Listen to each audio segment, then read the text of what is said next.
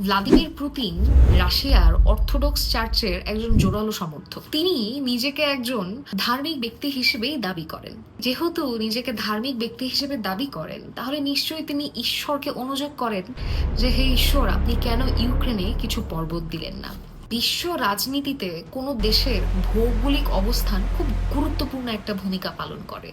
আপনি হয়তো মনে মনে চিন্তা করছেন যে আমি কেন বললাম যে পুতিন কেন আসলে ইউক্রেনের পর্বতমালা নিয়ে ঈশ্বরকে অনুযোগ করবেন। ঈশ্বর ইউক্রেনে কোনো পর্বতমালা দেয়নি, কিন্তু তার বদলে দিয়েছে উত্তর ইউরোপীয় সমভূমি। এবং এই উত্তর ইউরোপীয় সমভূমি কিন্তু আসলে রাশিয়ার জন্য একটা দুশ্চিন্তার বড় কারণ। ইউক্রেন অঞ্চলে পর্বত বা প্রাকৃতিক কোনো বাধা না থাকায় শত্রু দেশ কিন্তু বারবার এই অঞ্চল দিয়ে রাশিয়াকে আক্রমণ করেছে। তো কেন বুঝতে পারছেন যে আসলে রাশিয়ার পুতিন কেন ঈশ্বরকে অনুযোগ করে, হে ঈশ্বর, আপনি কেন ইউক্রেনে কিছু পর্বত দিলেন না।